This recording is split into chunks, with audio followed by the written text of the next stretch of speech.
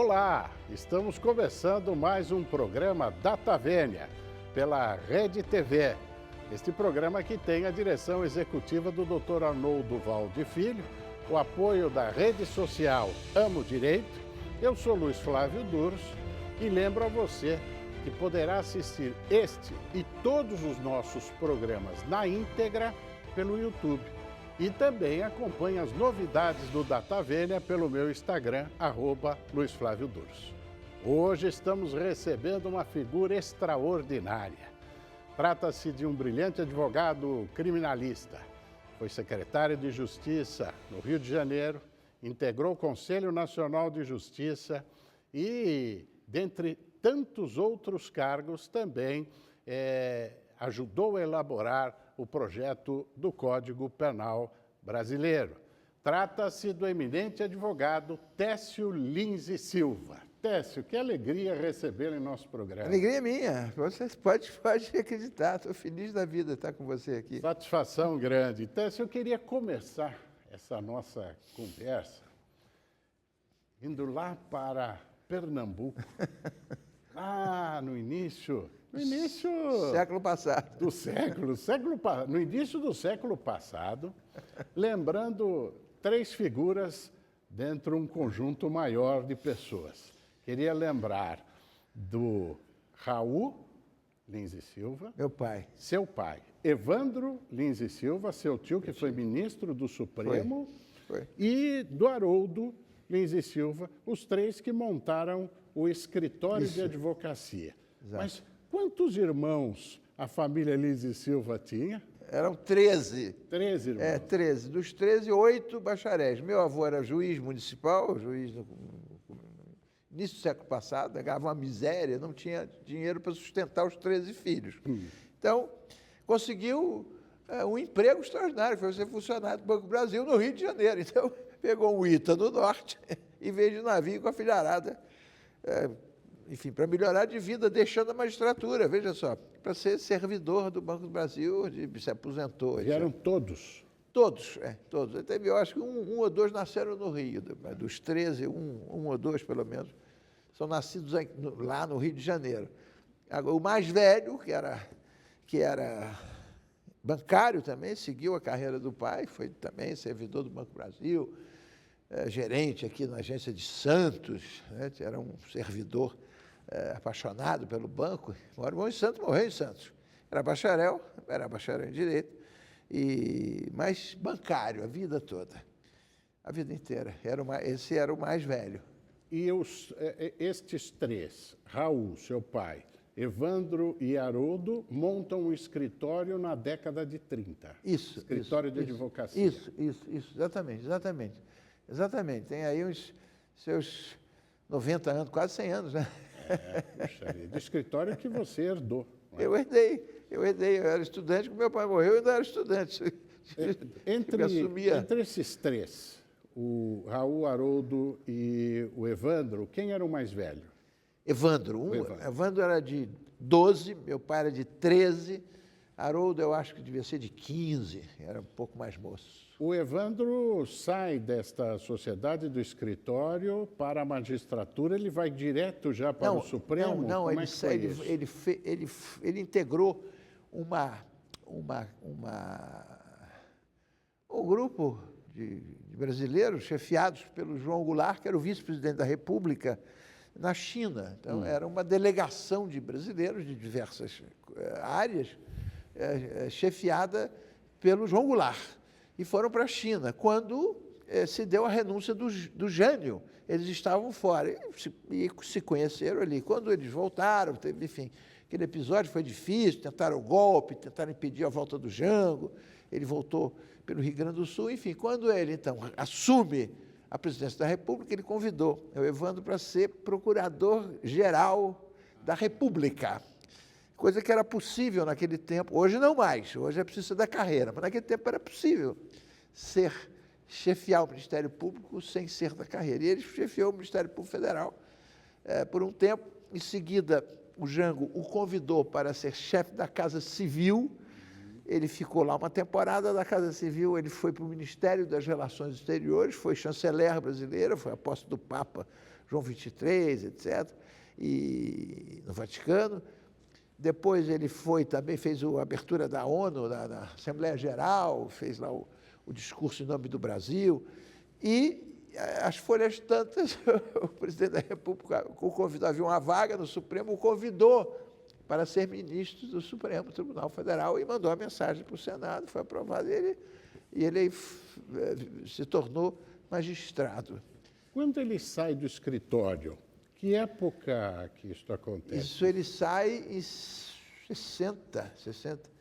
61, né? 61. E 61. Fica seu pai e o Haroldo no escritório. Você já estava estudando Direito nessa época? Não, eu comecei a estudar Direito em 64. Tá. Ele já estava fora. Você o Haroldo ingressa na faculdade no momento que o Brasil explode, a Revolução. Apanhando, né? Aquela expectativa, o diretor acadêmico, era o CACO, né? O Centro Acadêmico Cândido Oliveira, que com o Centro Acadêmico 11 de Agosto de São Paulo, né, disputava-se a liderança nacional dos diretórios engajados e ativos, né?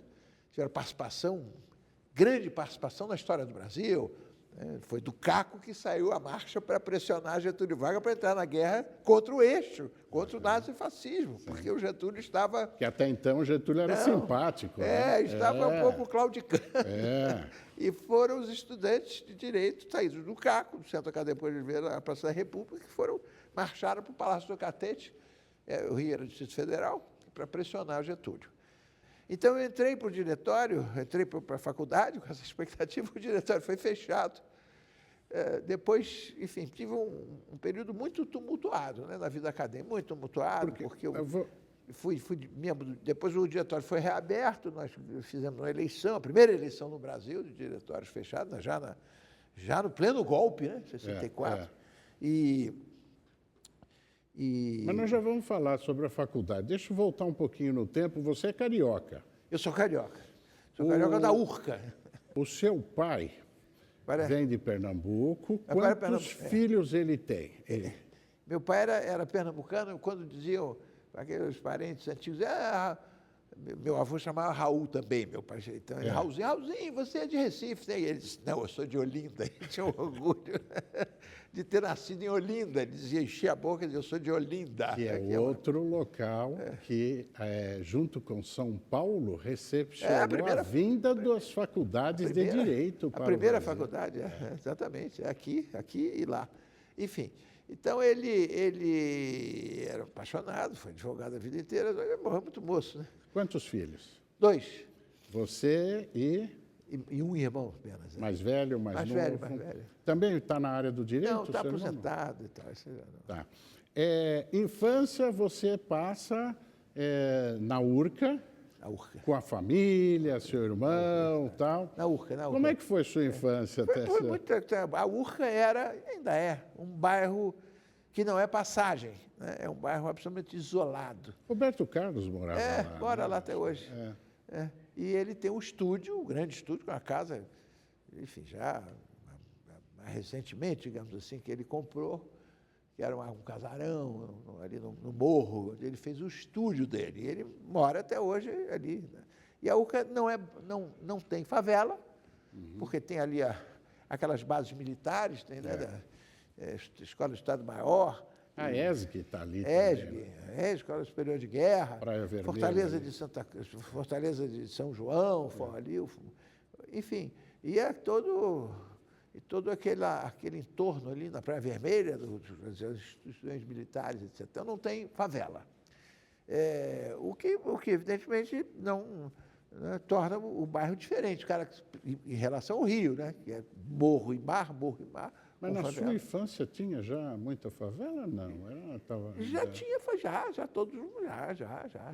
já tinha favela, já.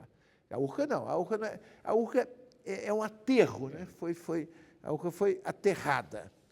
E esse aterro, eu estudei no colégio, dizendo, Urca quer dizer Tupi-Guarani, que eram os índios da região, quer dizer isso e aquilo, não quer dizer nada. Urca era o nome da empreiteira que fez o aterro, que se chama Urbanizadora Carioca. Então era o aterro da Urca. O aterro da Urca. E ficou o bairro com o nome, né, da empreiteira que fez o aterro, que loteou, são lotes pequenos. E o fato de serem lotes pequenos e tudo, casa, garantiu não adensar, não se tornar...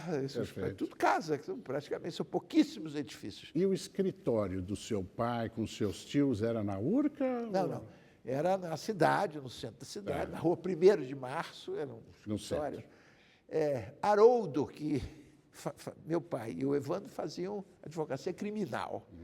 O Haroldo fazia advocacia de família, era pioneiro, né? Porque a advocacia de família antigamente era o civilista que fazia, não tinha advogado de família. Exato.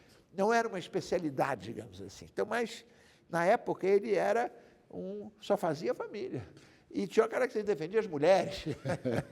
Então, ele é pioneiro na advocacia de família. Então, a advocacia dele cresceu, não tinha nada a ver com a advocacia criminal, e ele, então, abriu um escritório dele, separado. Então, ele tinha já um escritório próprio, no centro da cidade.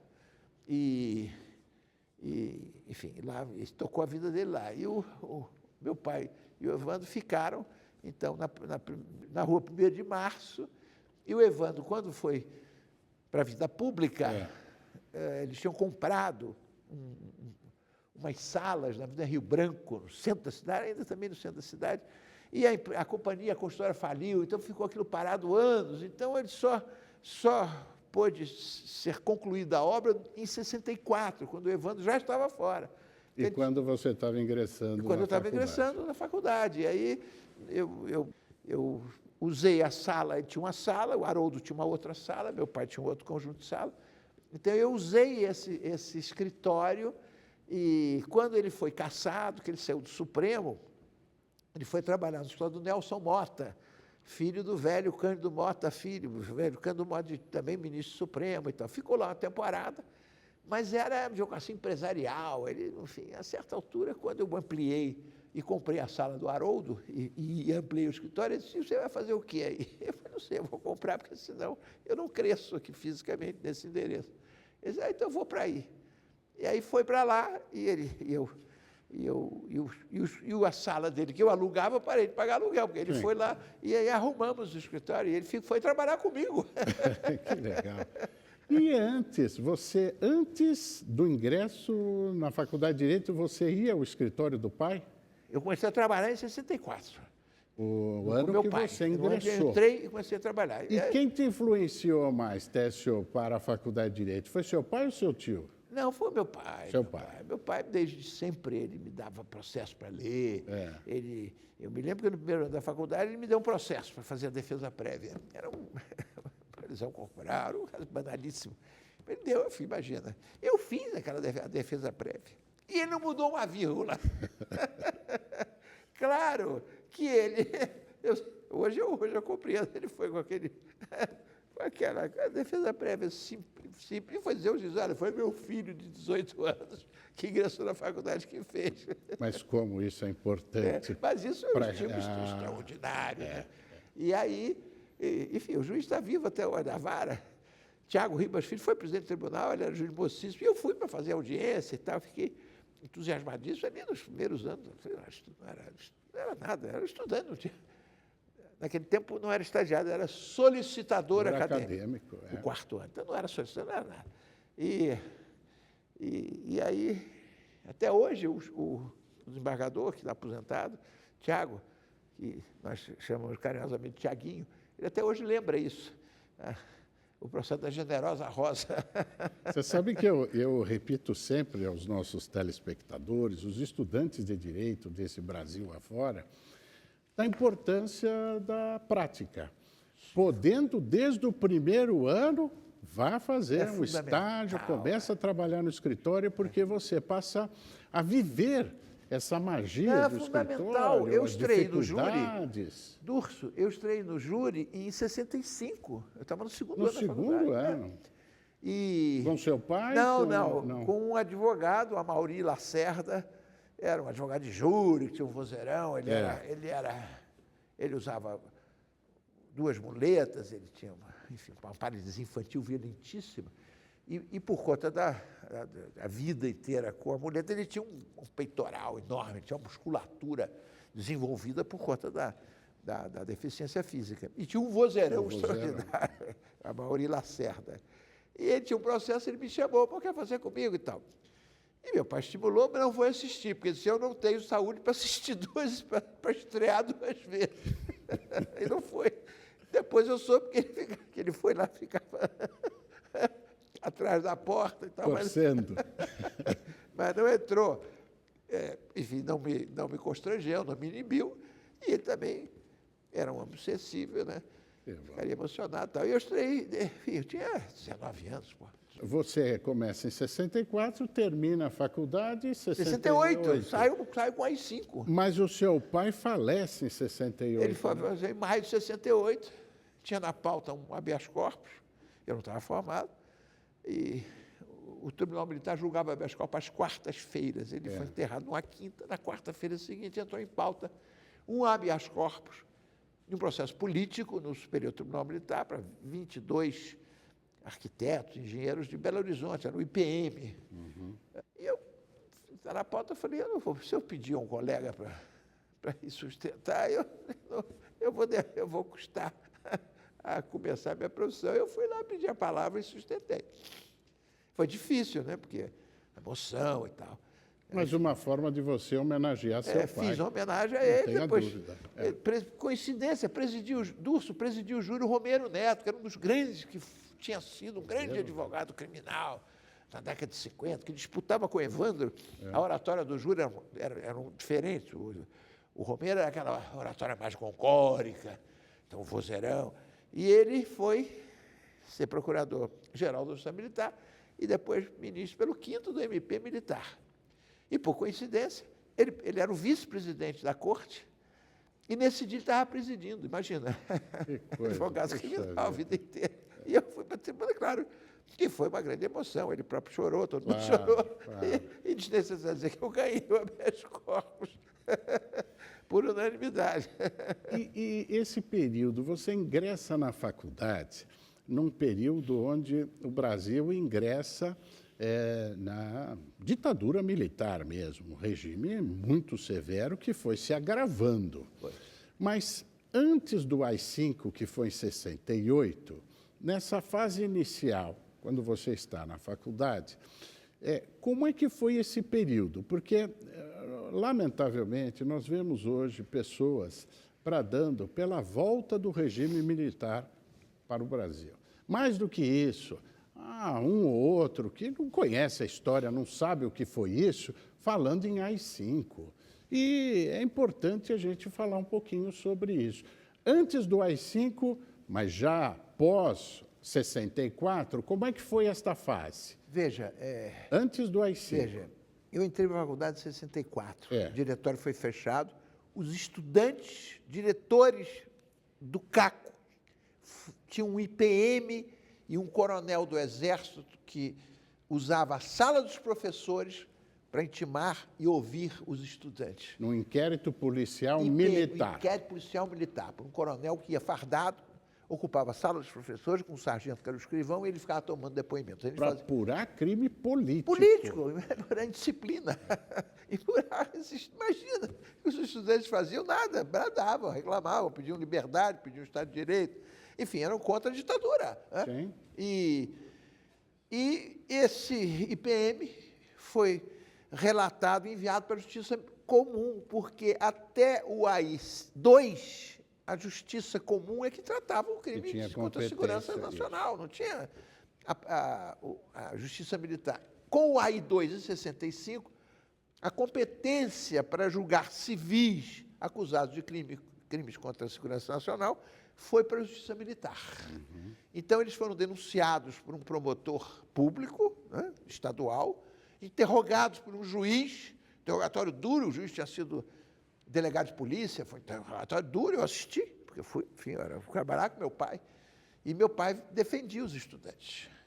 Depois isso foi para a auditoria militar, para a segunda auditoria do Exército, que era em frente à Faculdade de Direito, curiosamente, porque o Superior Tribunal Militar funcionava no Rio, ao lado da Faculdade Nacional de Direito, na Praça da República, um casarão, está lá até hoje, Depois eles foram para Brasília em 73, mas até 73 o tribunal era lá e a auditoria militar era ali. Só fazendo um parênteses, esse prédio ainda existe, está preservado, esse prédio da auditoria? O casarão está lá. Porque aqui em São Paulo, você esteve também na inauguração, quando eu fui presidente da Ordem e tal, nós trabalhamos no sentido de preservar também o prédio que foi sede do Tribunal Militar. Eu tive na inauguração, na Ordem, lá, você trabalhou nisso, a preservação está lá, a memória. A memória. Tem lá as gravações. Eu, num festejo que o Marcos da Costa fez, eu fui lá, ele falou, ouve aí, tem uma gravação sua. Sua mas também. Aí eu não quero ouvir, não. Imagina. Eu, menino, sei lá o que eu falei, eu falei, não quero ouvir, não. Não, eu sentei lá, com medo danado. Mas, e aí, o Marco, que tal? Não, foi bem. Não foi nada, foi bem. Foi razoável. Mas, enfim, o Tribunal Militar funcionava ali, passou a processar os civis, meu pai defendia os estudantes, fez um habeas corpus que foi trancado pelo Tribunal Militar. Foi trancado. A ação penal foi trancada por habeas corpus do Tribunal Militar. Ainda havia o habeas corpus. Havia o habeas corpus. Até o AI-5, em 13 de dezembro... De 68. Agora, 68. Onde suspende o habeas corpus. Suspende o habeas corpus, fecha o Congresso, enfim. Aí eu vou o golpe dentro do golpe, né? A ditadura dentro da ditadura. Aí o regime ficou duríssimo. Isso. E eu me formava, né? Entrei apanhando. E na formatura, né? A tradição do Rio, a formatura da Faculdade de Direito era no Teatro Municipal, era aquela festa. Mas seria considerado um ato subversivo, porque eram muitos estudantes de Direito, o discurso ia ser certamente contra o governo e tal. Resultado, a polícia fechou o teatro e não deixou que as famílias se aproximassem, mandava embora, então não tive formatura. Você não teve formatura? Não, colei grau na secretaria. Colei grau na secretaria, falei, assinei o livro, não teve festa, não teve formatura, não teve nada. Eram anos difíceis. E durante o ano, a minha turma, muitos foram, porque fechou o regime, muitos foram para a luta armada, foram para as organizações de pegarem armas, muitos colegas meus, que depois eu defendi a minha geração, fui advogado da minha geração na Justiça Militar.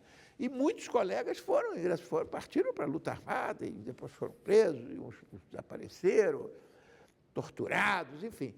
E o meu pai, o que ele fazia? Ele me estimulava para a profissão, me dava trabalho, me dava processo, porque a opção ali era, quer dizer, ou eu virava advogado, ou eu ia fazer política, e a política era sangrenta.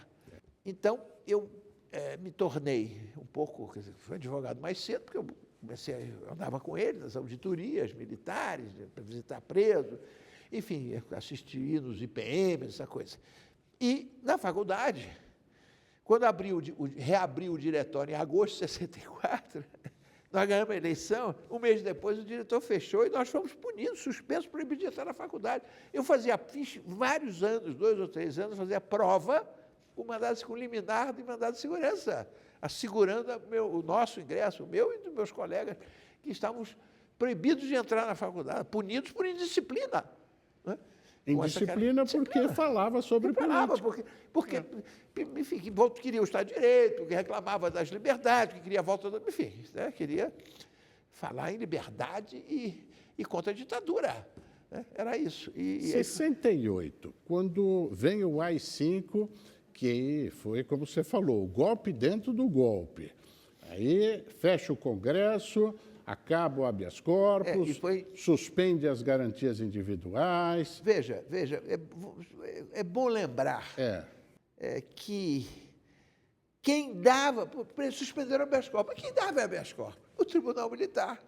O Tribunal Militar trancou muitas ações penais, concedeu muitos habeas corpus para trancar a ação penal por falta de justa causa, por inépcia da denúncia, muito. Vale dizer, para o público leigo, não havia motivo para que aqueles jovens, aquelas pessoas fossem processadas por crime político, mas mesmo assim tinha inquérito.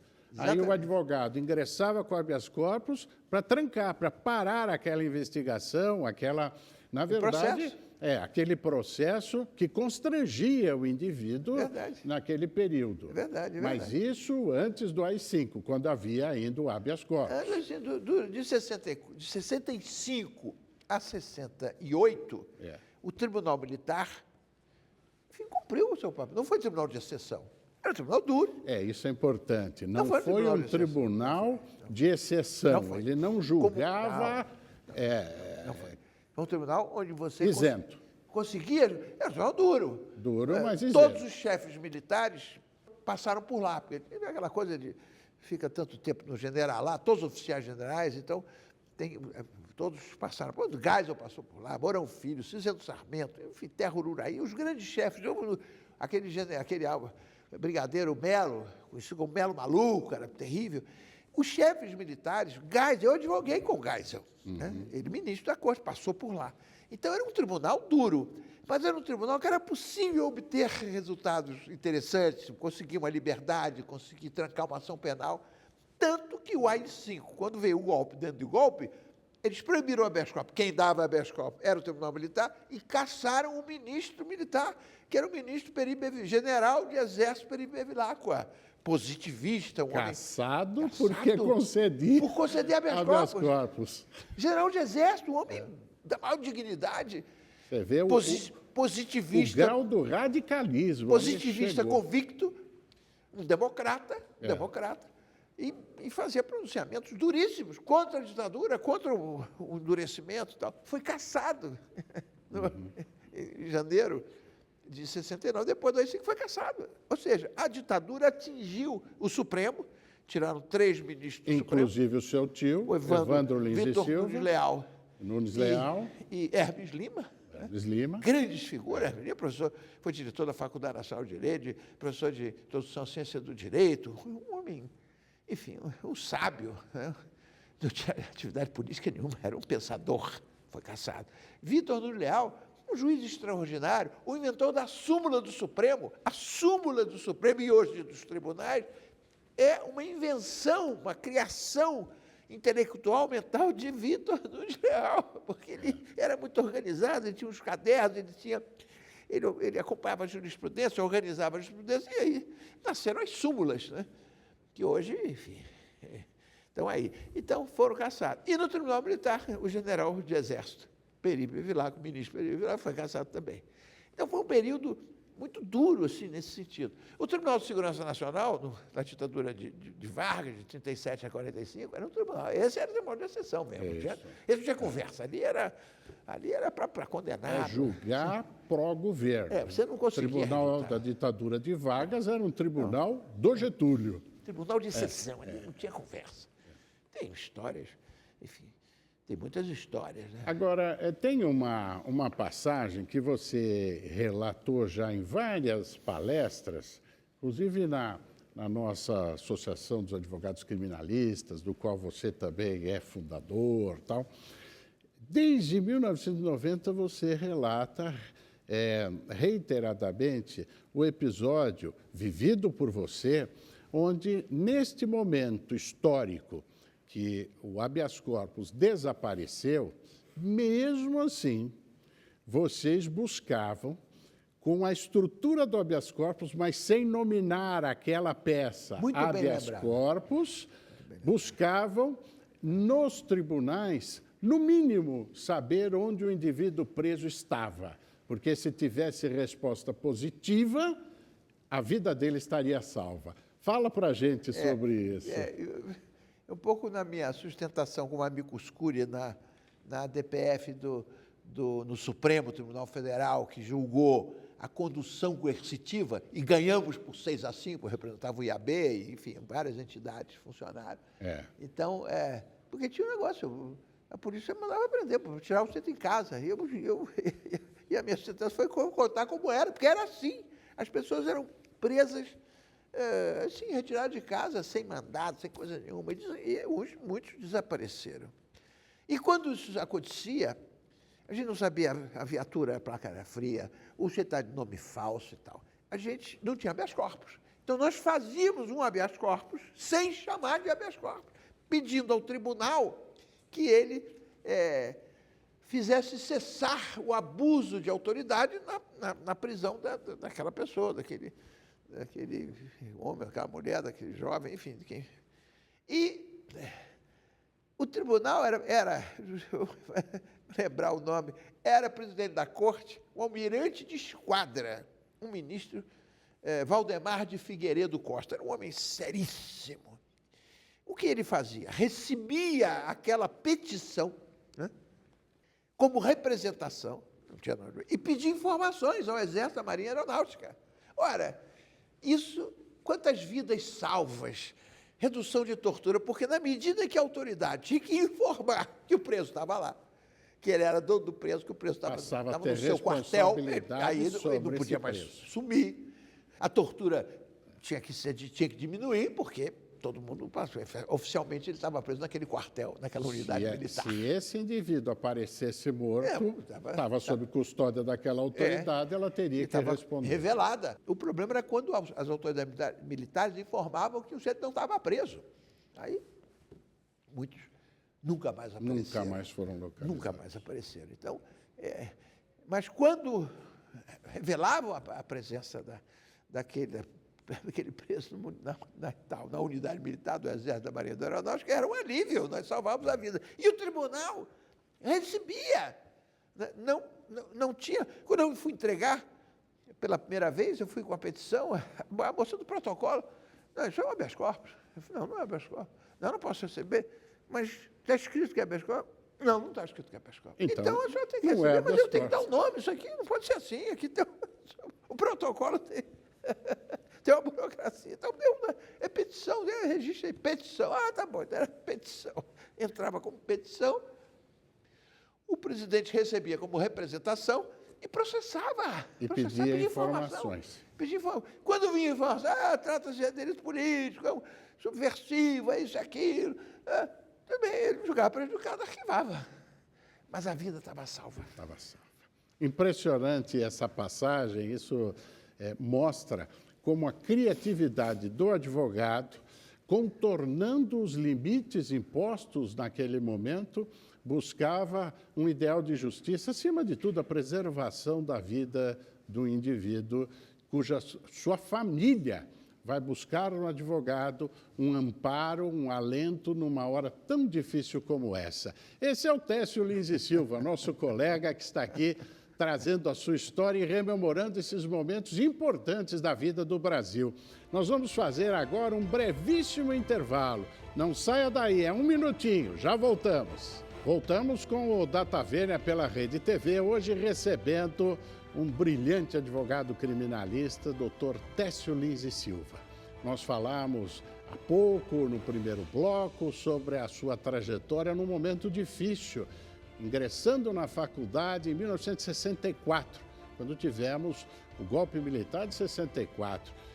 Se formou em 1968, quando o Brasil teve o advento do AI-5, fecha Congresso, caça ministros, a supressão das garantias individuais e acaba com o habeas corpus. Mas esse é o nosso convidado, um advogado que foi talhado, que foi treinado nesse momento tão difícil. Depois vem a resistência, a redemocratização, e você, como advogado criminal, aliás, fazendo um parênteses, por que a área criminal? Foi seu pai? Certamente, meu pai era advogado criminal, militante, né? Meu tio era advogado criminal, eles tinham um Sempre escritório. Gostou você sempre da área gostei, criminal? Porque eu sempre acompanhei, desde criança eu acompanhava lá, né? Não sei, meu pai fazia júris, né? Os júris que o escritório fazia. Naquele tempo não tinha televisão, né? A televisão veio muito depois. Então, o júri era ainda um grande espetáculo. E era a vitrine da advocacia criminal. Era a vitrine da advocacia criminal. Então, eu acompanhava. Não podia ir, porque menor não podia assistir o júri. Veja, hoje vai passar na televisão. Mas era, enfim, tinha essa coisa, né? E aí eu não ficava torcendo e tal. As outras áreas você não chegou nem a advogar em outras áreas? Eu tinha meu padrinho, advogado, no tempo de escola, no tempo da faculdade, eu trabalhei com ele um pouco para ver, ele fazia cível, enfim, eu trabalhei com ele de manhã eu ia para o escritório do meu padrinho, que era uma pessoa que eu gostava muito, e fazia muito direito imobiliário, mas evidentemente que eu não tinha nenhuma atração por aquilo. E eu acompanhava os processos do meu pai, por exemplo. chegava de madrugada, chegava tarde, né? O júri entrava pela noite, ficava torcendo. E aí, pá, como é que foi o resultado? Eu ganhei, ganhou, perdeu. Me lembro muito que uma vez era um processo grande, de muita repercussão, ele era assistente de acusação. E o réu foi absolvido. E aí, o que houve? Então, ele foi absolvido. Você perdeu o júri? Eu disse, não, quando a gente acusa e o réu é absolvido, a gente não considera que perdeu. Que coisa linda. Você atuou bastante depois no júri, inclusive com o Evandro, né? Ou não chegou a atuar com ele? Sim. Houve um caso famoso do Dock Street. Isso. Que o Evandro fez o primeiro e você fez o segundo. Não, eu fiz o primeiro com Você ele. fez... Depois foi Humberto Teres que fez o segundo tá. júri. Foi Humberto Teres que fez o segundo júri. No primeiro ele foi absolvido praticamente, foi condenado a uma pena, enfim, excesso culposo, ficou solto, uma pena, cumpria solto, né? Não ia para a cadeia. E no segundo é que ele foi condenado e aí cumpriu pena e tal, ficou uma temporada. O júri efetivamente reclama algumas qualidades do profissional que vão muito além do que é o razoável para as outras áreas. É verdade, né? é verdade. Tem que ter necessariamente uma sensibilidade maior. Já para a área criminal, assim o é, mas o júri em especial, a oratória precisa ser aperfeiçoada, essa capacidade de persuasão, de comunicação. É verdade. E você, forjado neste período tão difícil, acompanha essa redemocratização do país advogando. Mas você teve uma incursão política ocupando a pasta da Justiça. Você foi secretário de Justiça no Rio de Janeiro. Foi. Uma experiência fascinante. Como é que foi isso? Em 87. Ainda, né, o começo da Nova República, quando a Secretaria de Justiça naquele tempo não tinha Secretaria de Administração Penitenciária. Ou seja, o secretário era o carcereiro. Cuidava de todos os presídios. Dos presos, enfim. E naquele período as facções já começavam a se organizar, não é? Começavam, claro, já começavam. Já tinha um contingente muito menor e tal. Hoje ainda é administrável, ainda era administrável, muito dificílimo, né? Porque o sistema penitenciário é o patinho feio, né, da administração. É o que não dá voto, não dá prestígio você investir no sistema penitenciário. Por que você aceitou o convite? Um desafio de participar da administração do meu estado. Quem era o governador? Era o governador Moreira Franco. Ele tinha ganho uma eleição muito importante, etc. E me chamou, ele era meu contemporâneo, fizemos política estudantil juntos. Eu era vice-presidente do CACO, era o representante externo no DCE, e ele era a mesma coisa na PUC, onde ele estudava sociologia. E fizemos política estudantil, nos reuníamos nos congressos, alguns clandestinos, e tínhamos uma convivência política desse tempo. Bom, a vida, depois cada um foi para um canto. E eu não tinha participado da campanha, não tinha advogado, nada. E o primeiro dia me convida. Fomos almoçar, já tinha ganho a eleição, mas não tinha ainda sido proclamado, porque ainda estava apurando, mas já a diferença era muito grande. Então ele me chama e me convida, me faz uma tentativa de me seduzir para a segurança pública, que eu recusei. Depois, para a Secretaria do Trabalho, que ele ia criar, porque ele imaginava tempos difíceis. Eu falei, nada disso não é meu perfil. E aí as pessoas começaram a falar que eu ia ser o secretário de polícia. E aí eu soltei para não ter dúvidas, se me encontrar nessa Secretaria de Segurança Pública e eu não estiver acompanhando um cliente, chama o advogado que eu estou preso. Foi um escândalo. Bom, e eu falei, a parte da Justiça, a interlocução, a interface com o Poder Judiciário e tal. Isso, com o Ministério Público, com a Defensoria. Tudo, tal, e aí me permitiu criar a Defensoria Pública, né? Fazer a emenda constitucional, criando a Defensoria Pública. Foi a primeira, em 1987, antes da Constituinte. A Defensoria Pública tem o tratamento da Constituição como entidade essencial para o Estado de Direito, tal como a advocacia, muito no exemplo do Rio de Janeiro. Em 87 nós criamos eu fui procurador-geral da Defensoria Pública, porque eu acumulei com a Secretaria no mesmo período em que foi secretário. 87 a 90 foi. Criamos a Defensoria do Rio, um modelo. Depois, esse modelo isso foi copiado em vários estados. Então, enfim, foi uma contribuição que me orgulha muito. Eu sou defensor público honorário e me orgulho muito disso, de ter trabalhado por essa instituição. Então, foi E é fascinante. fundamental, porque, agora, só fazendo um parênteses para ressaltar a importância disso, Técio, importante que o telespectador entenda, a justiça, necessariamente, para se efetivar, precisa ter a participação do advogado. E quando o indivíduo tem recursos, ele contrata o advogado. Quando ele não tem, o Estado deve fornecer-lhe o defensor, o advogado.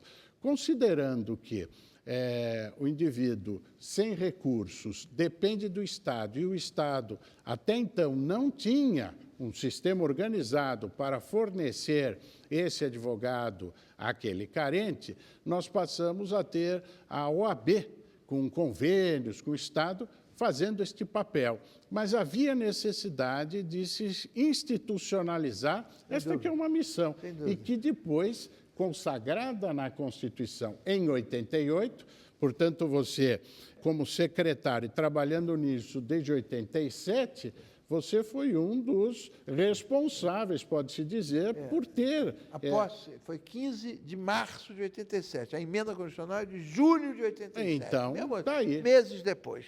Então, nós pusemos na Constituição do Estado do Rio de Janeiro, por emenda, em 67, antes da Constituinte, a criação dessa instituição formidável. Então, me orgulho muito de ter podido fazer isso.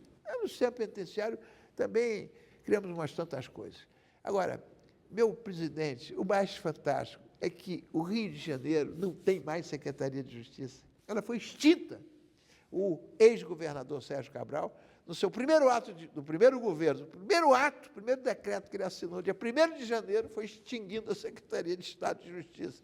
E até hoje o Rio não tem Secretaria de Justiça. Você acredita nisso? A questão da administração penitenciária ficou Tem com uma secretaria própria. Secretaria de Administração E Penitenciária. a interlocução com o Poder Judiciário, com o Ministério Público, com a Defensoria, tá?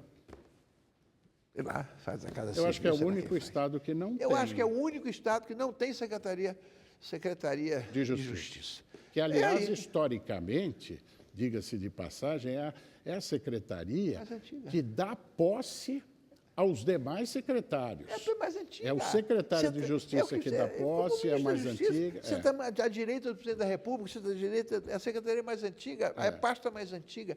Bom, o ex-governador, que está preso, né, e por coisa, ele extinguiu a Secretaria de Justiça, está preso, né?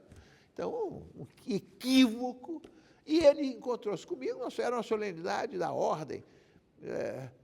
E aí eu fui para a sala assim, dos convidados, eu ia falar, ele estava lá, tinha acabado de subir o governo, ele me olhou e disse, olha, extingui a Secretaria de Justiça. Eu fiquei olhando para ele, falei, como? Extinguei meu primeiro ato. Eu não disse nada, evidentemente, mas tá bom. Né? Lamentei, pensei, puxa vida, que equívoco.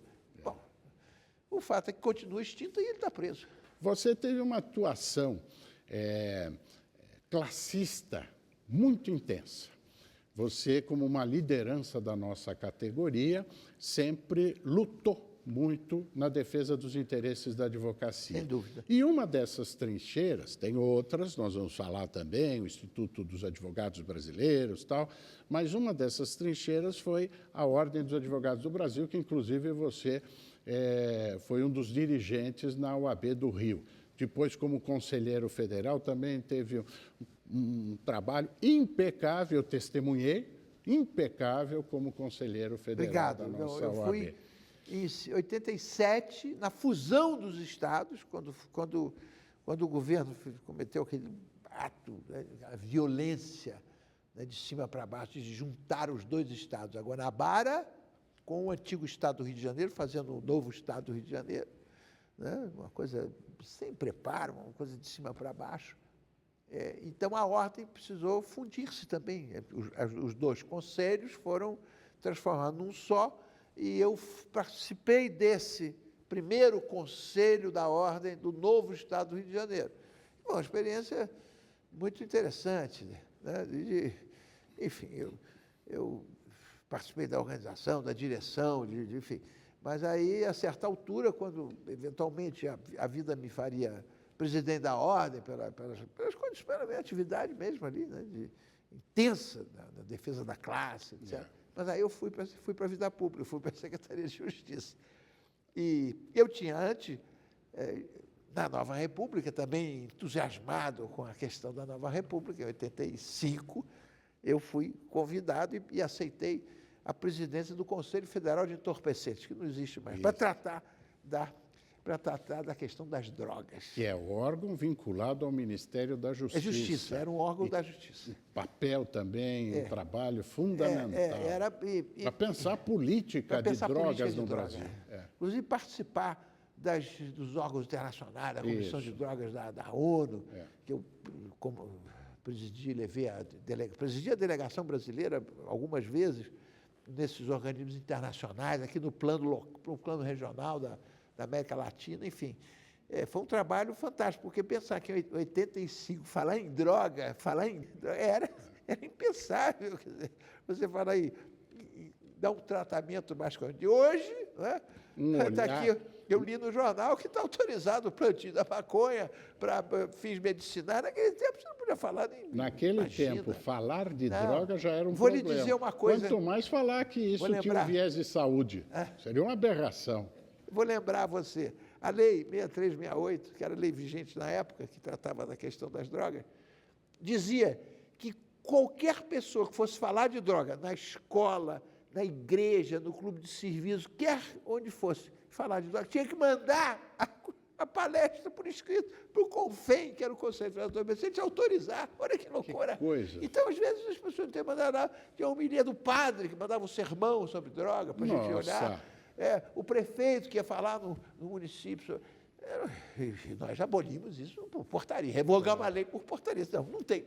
É liberdade de pensamento. Quem quiser falar de droga, que fale. Se falar besteira, vai responder pelos excessos, pelas besteiras, mas não tem um órgão para fiscalizar. Censura o que a pessoa prévia. vai dizer? Censura prévia do padre, censura prévia do professor. Para dar uma aula, tem que mandar aula.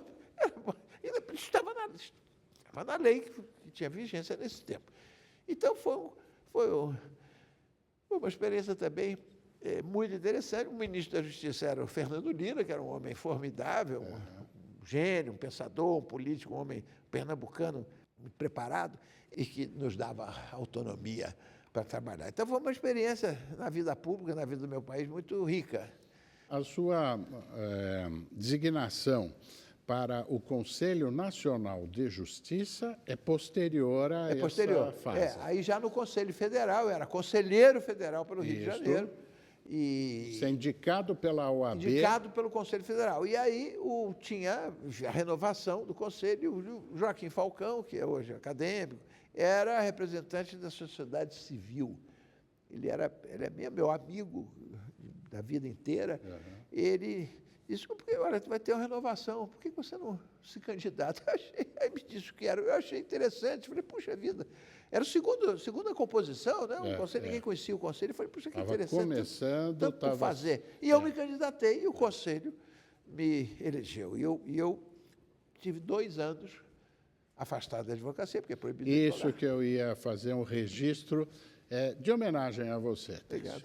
Porque, efetivamente, o advogado que abraça essa designação da nossa categoria, da nossa entidade, para servir não só a advocacia, mas servir a cidadania num órgão tão importante como o Conselho Nacional de Justiça e fica, assim, privado de advogar, não pode advogar no Conselho Nacional de Justiça durante aquele período, prejuízo gigantesco para o seu escritório, para a sua vida profissional, para servir. Eu não ia ao escritório, eu levava a sério. Nem ia ao escritório para dizer que eu estou advogado. Exatamente. Então, eu quero fazer esse registro de homenagem a você por mais esse serviço importante com sacrifício, que eu sei, com sacrifício. Mas, enfim, mas, felizmente, o tempo é implacável, você cumpre bem a sua função, a sua missão, retorna para as nossas fileiras e depois chega à presidência do Instituto dos Advogados Brasileiros. Isso é grande honra, isso realmente me orgulha muito. A entidade mais antiga, né? Mais antiga das Américas, a entidade jurídica mais antiga das Américas. Deu origem à nossa OAB. Foi a célula máter da OAB, porque o Dom Pedro II cria o chamava-se Instituto da Ordem dos Advogados do Brasil. Isso. Para organizar, porque tinha sido criada a Faculdade de Direito em São Paulo e a Faculdade de Direito em Olinda. E começaram a vir os bacharéis, porque antes os bacharéis eram formados em Lisboa, em Lisboa ou em Coimbra. E aí começaram a vir os bacharéis, né? Das turmas das Arcadas e de Coimbra.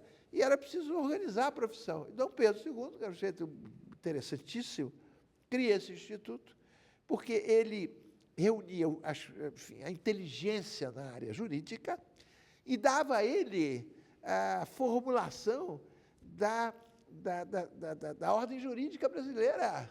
É quem auxiliava o imperador. O Código Civil em vigor de 1850 foi feito do Instituto dos Advogados Brasileiros. Então, ele se valia da inteligência jurídica desse organismo para cuidar da ordem jurídica brasileira e para criar um organismo que cuidasse dos advogados, que organizasse a atividade da advocacia. E só em 30, o Instituto, então, criou a Ordem dos Advogados do Brasil, reservando-se, então, a sua condição de Instituto dos Advogados Brasileiros como uma academia do direito, né, oferecendo pareceres para o Congresso, ajudando na formulação das leis, etc.